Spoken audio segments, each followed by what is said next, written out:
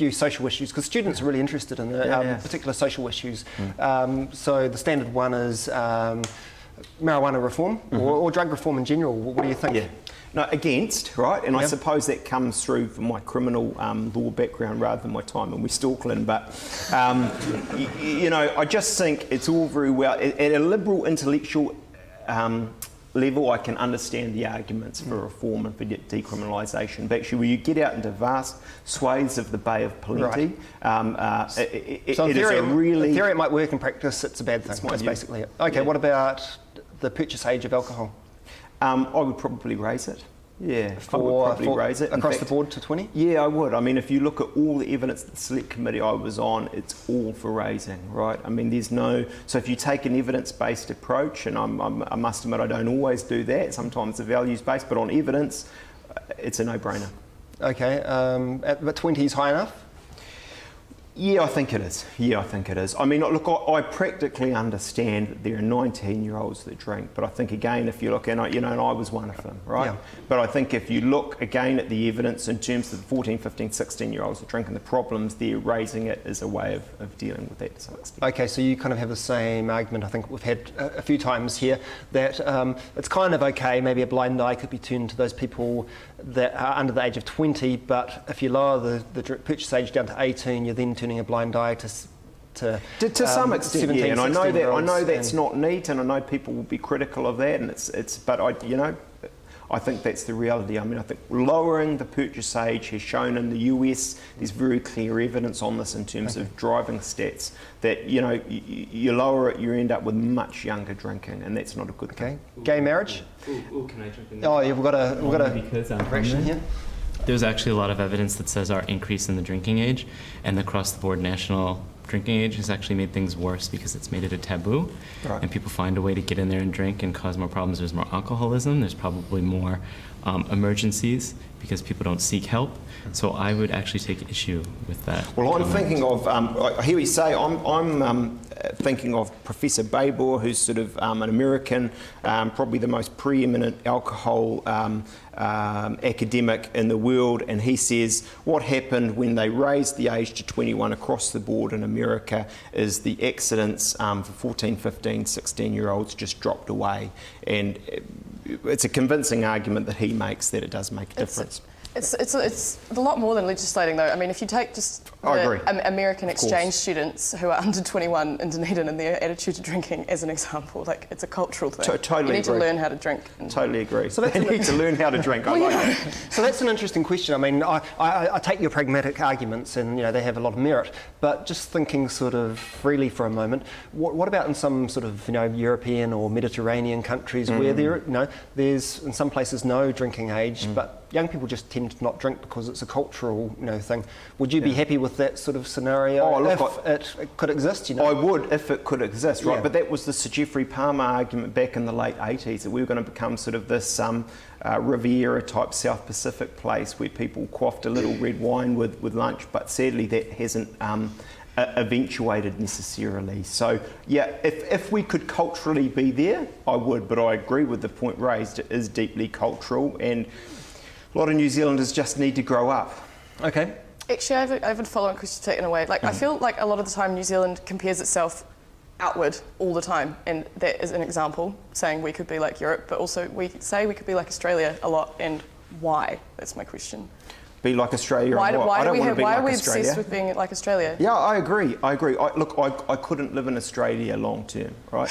I just think we're actually culturally quite different. People talk about how similar we are. I actually think we're very different countries, Like Don Brash and stuff. I know, obviously, you're not... Don Brash isn't your leader, but like like saying that our economy should be more like Australia's and things like that. Like, why do we do that? Yeah. Look, economically, it's not necessarily about being like Australia. It's just about being wealthier, right? And call me old-fashioned, but I think that's a good thing. I mean, it means you have more options. So that's the thing there. But culturally, I just think we're a softer, dare I say it, kinder people in New Zealand, and I kind of like that.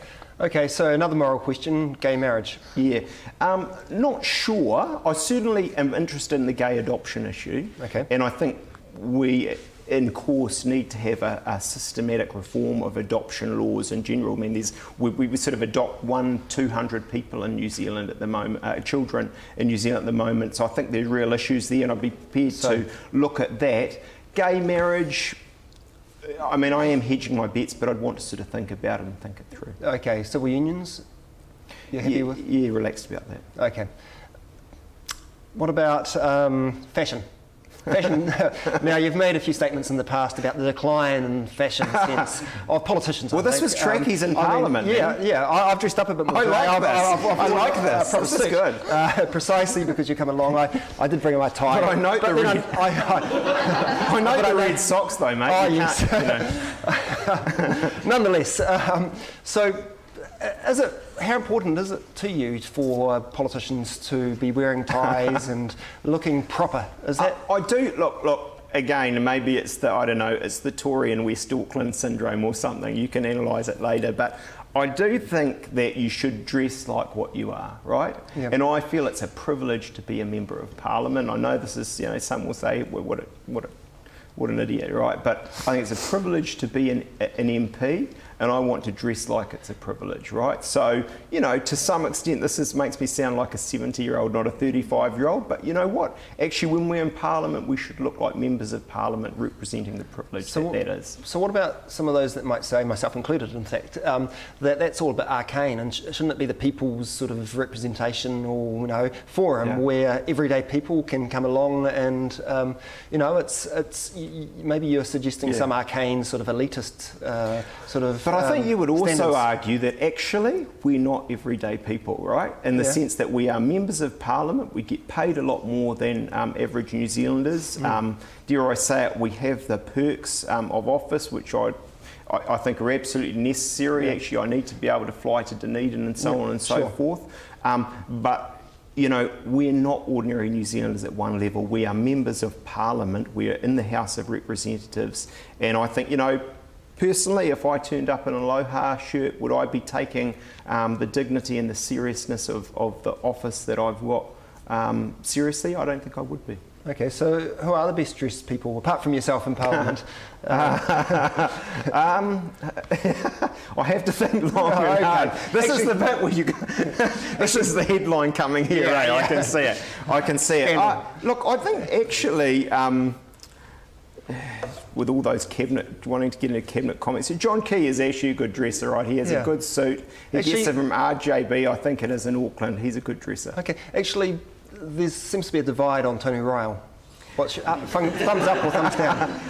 Some days it's up and some days it's down. Okay. Sometimes he gets it right, sometimes he gets it very wrong. But I like the boldness of a bit of colour. A bit of colour. Yeah. Okay. Actually, I've only met you once before, and it was at a conference at Parliament talking about political rhetoric, and you had some quite interesting views on the standards of speaking in Parliament, essentially, of speeches.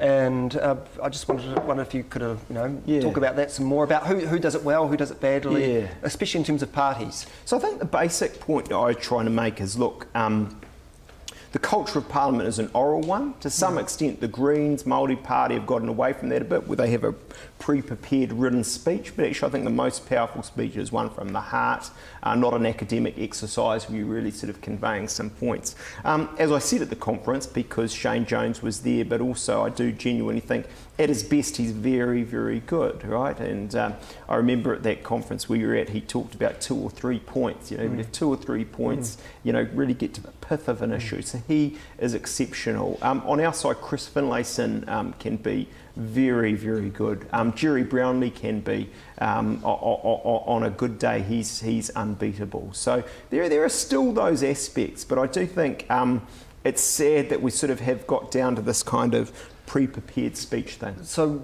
it's the minor parties, you think, that do less well in the chamber? I think they are the offenders, I do. Offenders, okay. Yeah, so is that just because they're smaller, they have to cover more portfolios, they can't have it all up here, they have to read it off a page? It probably is part of the MMP dynamic where they are less about, I really think of the Greens here, personality, more about brand. So they are, I think, and okay, you can say it's a legitimate view, they are reading a speech for Hansard and perhaps for the internet. But my point is actually a speech in Parliament is for the other members of the House of Representatives and the effect that it has there on the mood and the feel and the tone of debate. Okay, you've mentioned MMP, so I see in the National Business Review today, I think it is... That'd be your favourite paper, wouldn't it? Not all the time. Now I see you've got it's reported that you have come out of the closet as a anti-MMP advocate. So you want to change to what, supplementary member? Yeah, I do. I just think that, look, all systems are flawed. I think we can agree on that. All systems have their pros and their cons. But I do think, and partly it's the contrarian in me, I'm annoyed, frankly, that no one else is arguing against MMP. I'm annoyed that there's not a proper debate going on. I want to see a debate on this. So I was quite pleased that you came out and you put forward at least a point of view, and we can at least debate it, because all the parties, National included, seem to be not wanting to discuss the referendum.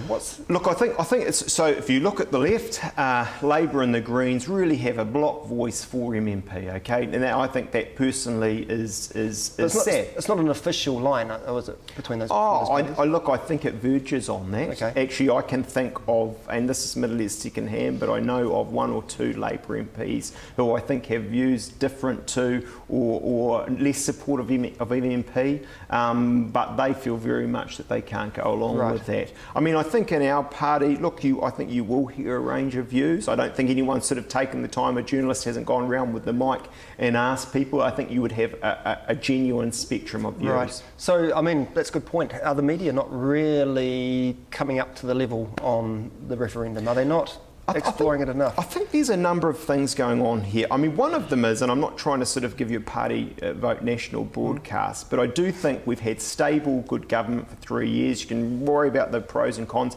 That makes a case against MMP more difficult, right? Yeah. But my point is, actually, there are systemic things with MMP that over time will come again that are problems with the system that we should be thinking about. So I think there's that. I just genuinely think there's also Rugby World Cup, arguably RENA, Canterbury, global financial crisis, all those things that make a debate on this difficult. Sure, but would probably agree that this is of greater importance in a long-term